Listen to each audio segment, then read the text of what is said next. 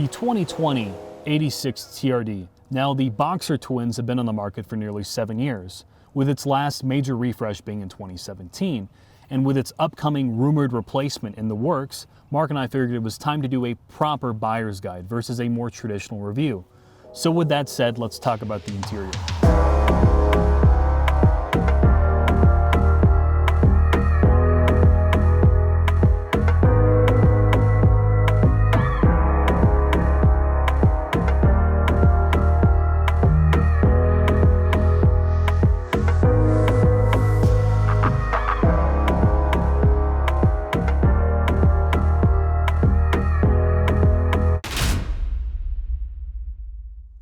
The 86 is a honest-to-goodness sports car, which means there's not a lot of thrills, everything's driver-focused, and you have some of the best inputs in this segment. The pedal box is near perfect, the steering wheel is great, and the shifter is positioned exactly where you want it.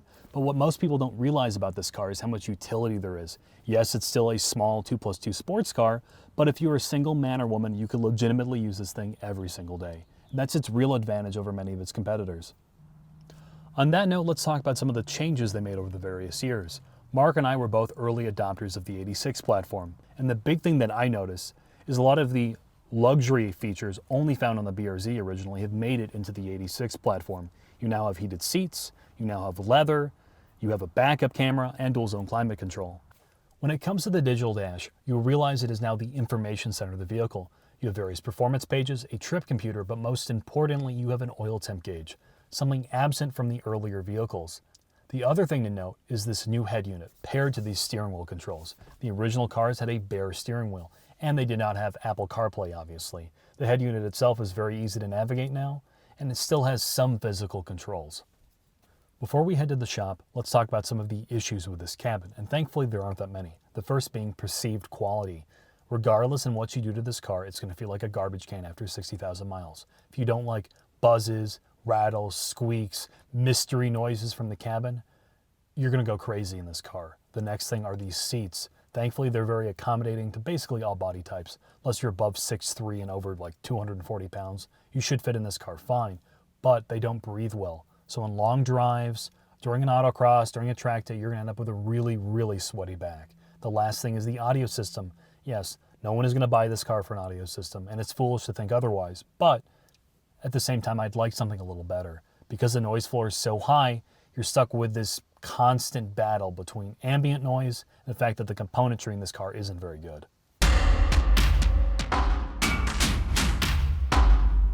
I said that I would not be underneath another FRS or 86 or BRZ. You lied. I lied, because this is now essentially the last model year before the next generation comes out. We're saying goodbye. Saying goodbye. And this is exactly how we said hello. Back in 2013, Jack had messaged me online. And most people think we met on Christian Mingle or Farmers Only, but no, we met on the FT86 forums. Yes, and Jack had moved back to the area. He's like, hey man, I really think your FRS is so neat. So he had a BRZ, I had an FRS. We went for ice cream, a We movie, held hands. and 7 years later, we're underneath this car talking about the very thing that connected us. So there's your car nostalgia story for the day. And now I'm getting sick thinking about that. Violently ill. So let's talk about generationally, where did it start and where is it now? They've made a lot of changes specifically to suspension and to the final drive. So initially when this car came out, there was a big divide between, there was a divide between the FRS and BRZ, specifically in suspension tuning. The BRZ understeered a little more, it had higher speed stability, the FRS is more tail happy. They've closed that gap now. So in 2017, and yes, there were some minor suspension updates prior to that, there was a big refresh. They changed the final drive ratio. They redid the shock tuning entirely and the spring tuning. So the front springs are now stiffer than they used to be to aid in better turn-in, and the rear springs are much softer to get the car to stop oversteering, essentially. They neutralized the handling, and that was their objective. And these may sound like small things, and again, they've tinkered with this almost every single model year where they've changed certain things, and this is typical with sports cars. But the character from where it started from the character where it's now at is completely different, namely with the Toyota versions.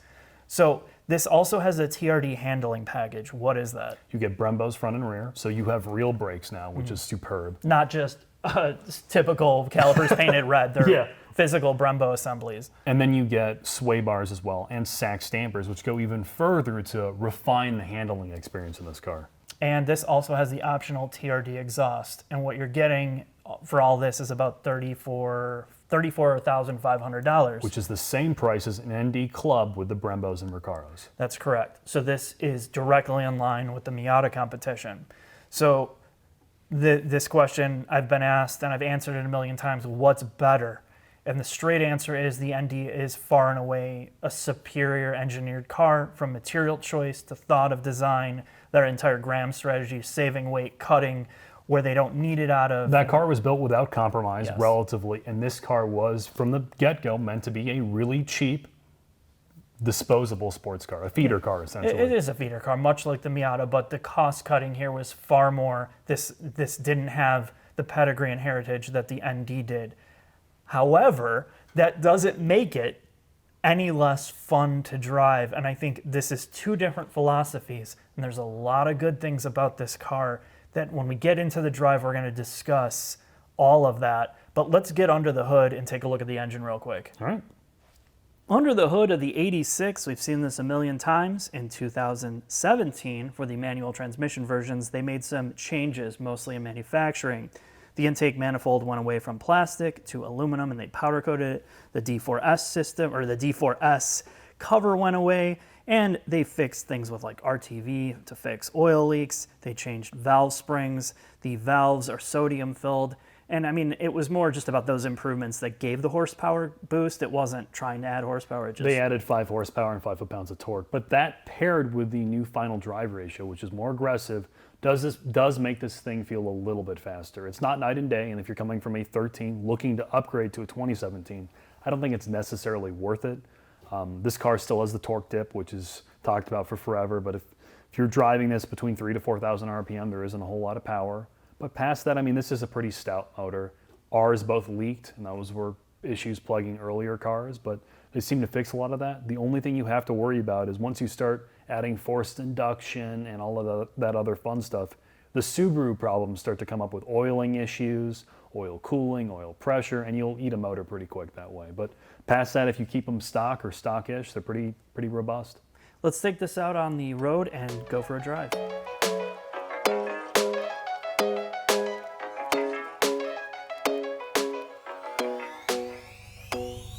Setting off in the 2020 Toyota 86, let's take a listen to this masterpiece engine.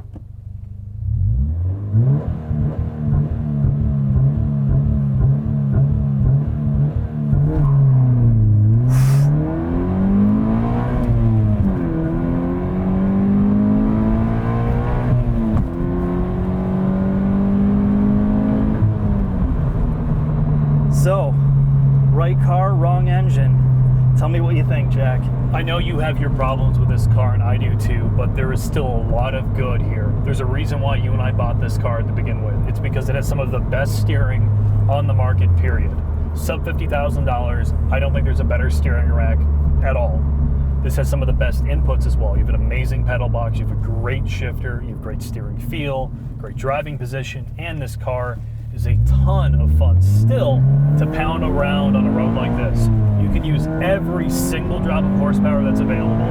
It's still surprisingly practical, and it really surprisingly makes me smile to drive, and I can't say that about a lot of cars anymore. We are in a ton of press cars these days, and this is one of the few that I've had in the last probably 3 months that I've wanted to genuinely go out and drive. Yeah, so you kind of forced me to get out and drive this. And you had been filming it, you're like, oh dude, you gotta drive this. I'm like, yeah, I don't really want to, I'm over it. And we got out here, and I thought to myself, wow, what a change from where the FRS was back in 2013 to now. And it's all just subtle things that they've finally figured out. Now, if you're somebody that wants to oversteer everywhere, they've completely changed the character of this car. The damper tuning with the sack shocks, with the TRD handling package, combined with the sway bars, it feels so good. This reminds me a lot of what I did with the Öhlins Road and Track setup on my old FRS. It's smooth over every pavement type. It doesn't jolt around, it doesn't bounce, it doesn't want to oversteer or understeer wherever you're going. It's completely neutral, and I think that's why I've enjoyed it. And then you add a real set of tires. You know, some crappy ass all-season tires here. So it's running Michelin Pilot 4s, and you just have grip everywhere. And the one negative part about it is you have so much grip that you can never overwhelm this car with the horsepower that's available. And I think that might be the only turnoff for certain people. If you're like me and you do like to get sideways a little bit, it's kind of killed that. But what it's added is this sense of constant enjoyment. You could never get this car to power oversteer to begin with. The way you got it to oversteer was by upsetting the suspension and the tires.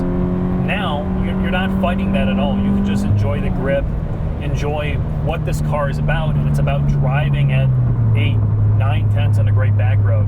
But that's where we come up to the next part of this discussion. This is the same price as an ND Miata. Which do you prefer driving on the street?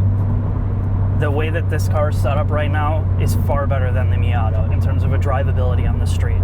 You can keep your foot down. You don't have to deal with all the weight transfer control, all the things that you have to do with brakes to get it to rotate. It doesn't have as much wheel travel. It doesn't feel as floaty. And that doesn't mean that the Miata is bad, but in this environment, everyday driving, this is far more fun and controlled. When you get to the track, though, that story changes, because the suspension architecture is far superior on a Miata. And as soon as you start modifying it as well, the Miata is a much better platform to start tinkering with. Yeah. And the fact that the Miata actually trail brakes. I don't care what you do to this car, it does not want to rotate under braking. It doesn't. I mean, you get deep into the brakes and it just plows. It washes out the front end. And that's the biggest disappointment I have with this car. If you're somebody that likes to autocross or track drive, you almost have to fix that with going crazy with the rear bar in the back. I mean, the Miata is just a much more balanced, well set up car to start, but you would never guess it getting behind the wheel of this thing as is. I'm so impressed with this car compared to where it was, and I would recommend this if you're looking for that entry-level sports car that gives you everything that you want. You can utilize every ounce of horsepower. You have real brakes here with the Brembos. It's really, really impressive. It fills me, yes, with nostalgia, but this is genuinely a great car. My only thing I will say about this is the motor. I don't think it has great character, and I guess I know you feel the same way. Yeah, the motor, just take a listen to it. It sounds horrible. Even the sound tube makes it worse. It just accentuates all the negative things about it. If you don't know how to make a naturally aspirated engine properly for a sports car, just go to a turbo. And I feel like that's what they should have done. They probably got to the point of no return and they're like, well, we already started it, we got to make it work. It just grates on my nerves. It's not fun to wind out at all. It doesn't sound good. But you know, this is, again, there's enough high horsepower sports cars on the market. This is not one of them, and there is some great things about not having all that power, and it is that you can use it, and this is a great feeder car for somebody that's just getting their first rear-wheel drive car. This is one of the best cars you can possibly get. I guess with that, Mark, let's head to the final thoughts. All right.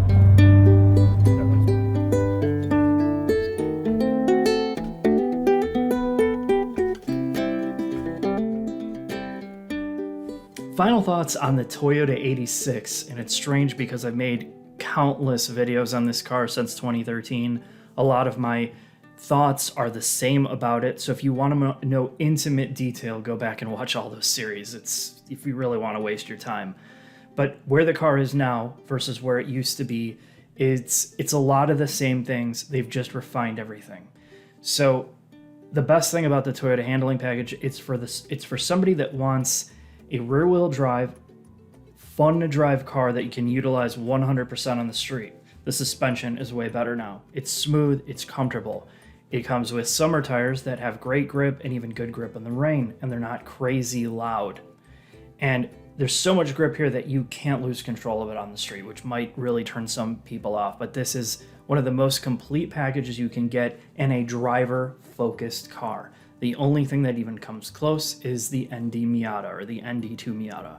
The Mustang and the Camaro, even in their more affordable trims, are not this direct and not as rewarding to drive. Now, the negatives are the same as they've always been.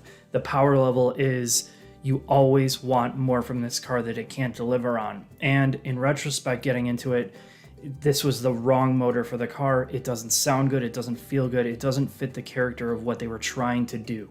However, if you're somebody that wants to modify the hell out of it, don't buy a new one. Get one of the older ones for cheap and then have your way with it. Because this is for a car, this specific model that we drove, it's for somebody who doesn't want to touch it. It's great as it is. It's finally great.